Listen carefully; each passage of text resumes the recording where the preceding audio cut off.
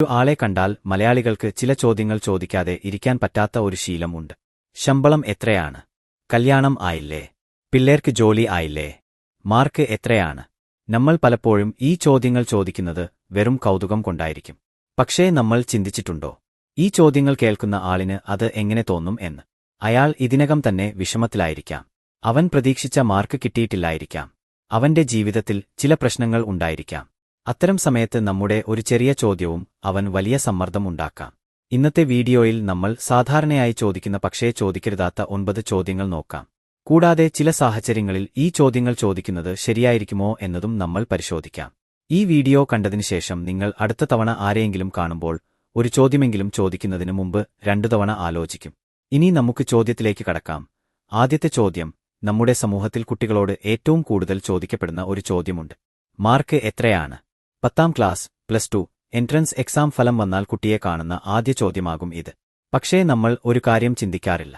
അവൻ പ്രതീക്ഷിച്ചതുപോലെ മാർക്ക് കിട്ടിയില്ലെങ്കിൽ അവൻ ഇതിനകം തന്നെ നിരാശയിലായിരിക്കാം. അത്തരം സമയത്ത് ഈ ചോദ്യമാവാം അവൻ ഏറ്റവും അസ്വസ്ഥത നൽകുന്നത്. അതുപോലെ തന്നെ കുട്ടിയുടെ മാതാപിതാക്കളോടും ഈ ചോദ്യമാവാം ബുദ്ധിമുട്ട് ഉണ്ടാക്കുന്നത്. കാരണം അവർക്ക് ഇതിനകം തന്നെ ആ വിഷമം ഉണ്ടായിരിക്കാം. അതിനാൽ കുട്ടിയെ നേരിട്ട് ചോദിക്കുന്നത് ഒഴിവാക്കുന്നത് നല്ലതാണ്. അടുത്ത ചോദ്യം, ഒരാൾ വളർന്നാൽ മറ്റൊരു ചോദ്യമാണ് പതിവായി കേൾക്കുന്നത്. വയസ്സ് എത്രയായി? ചിലർക്കിത് വലിയ പ്രശ്നമല്ല, പക്ഷേ പലർക്കും ഇത് സ്വകാര്യമായ കാര്യമായി തോന്നാം.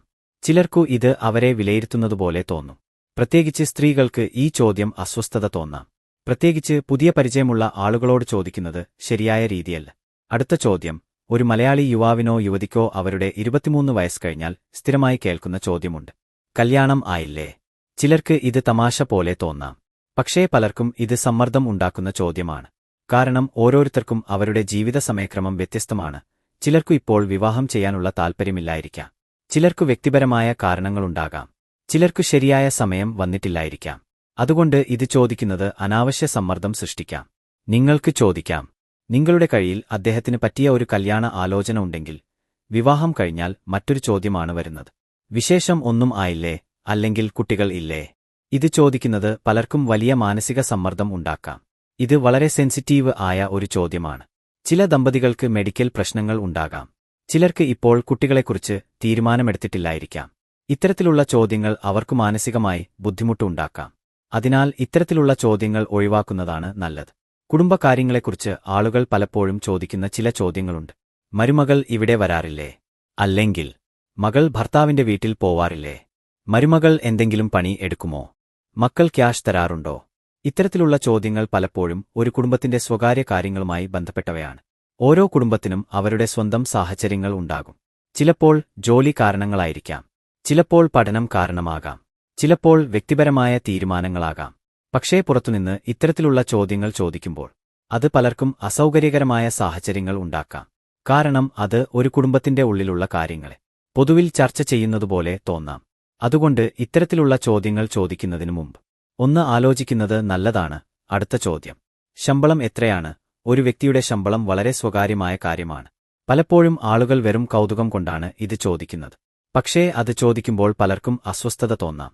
അടുത്ത ചോദ്യം, ഒരു മലയാളി യുവാവിനോ യുവതിക്കോ അവരുടെ പഠനശേഷം സ്ഥിരമായി കേൾക്കുന്ന ചോദ്യമുണ്ട്.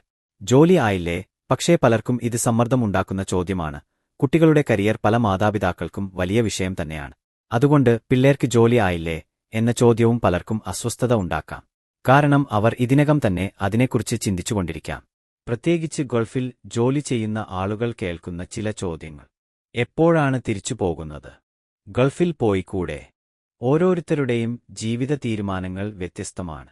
അതിനാൽ ഇത്തരത്തിലുള്ള ചോദ്യങ്ങൾ ചോദിക്കുന്നത് ഒഴിവാക്കുന്നത് നല്ലതാണ്. മലയാളികൾക്ക് ഒരാളെ കണ്ടാൽ അവരുടെ ശരീരത്തെക്കുറിച്ച് അഭിപ്രായം പറയാനുള്ള ഒരു ശീലം ഉണ്ട്. വണ്ണം കൂടിയല്ലോ? മുടിയൊക്കെ പോയല്ലോ? എന്താ ആകെ മെലിഞ്ഞല്ലോ? പക്ഷേ നമ്മൾ ഒരു കാര്യം ചിന്തിക്കാറില്ല. ഒരു വ്യക്തിയുടെ ശരീരഭാരം പല കാരണങ്ങൾ കൊണ്ടാകാം മാറുന്നത്. ആരോഗ്യപ്രശ്നങ്ങൾ, മാനസിക സമ്മർദ്ദം, മരുന്നുകൾ. അതുകൊണ്ട് ശരീരത്തെക്കുറിച്ചുള്ള ഇത്തരം അഭിപ്രായങ്ങൾ ചിലർക്കു വളരെ അസ്വസ്ഥത ഉണ്ടാക്കാം. പക്ഷെ വളരെ തടിയുള്ള ഒരു വ്യക്തിയോട് തടി കുറഞ്ഞല്ലോ എന്ന് പറഞ്ഞാൽ ഒരുപക്ഷെ അവർക്ക് സന്തോഷമായിരിക്കാം. മറ്റൊരു സാധാരണ ചോദ്യം, വണ്ടി ക്യാഷ് കൊടുത്ത് വാങ്ങിയതാണോ? അതോ ലോൺ ആണോ? അല്ലെങ്കിൽ വീട് എത്ര രൂപയ്ക്ക് വാങ്ങി? ഇവ എല്ലാം ഒരു വ്യക്തിയുടെ സാമ്പത്തിക കാര്യങ്ങളാണ്. അതുകൊണ്ട് ഇത്തരം ചോദ്യങ്ങൾ ഒഴിവാക്കുന്നതാണ് നല്ലത്.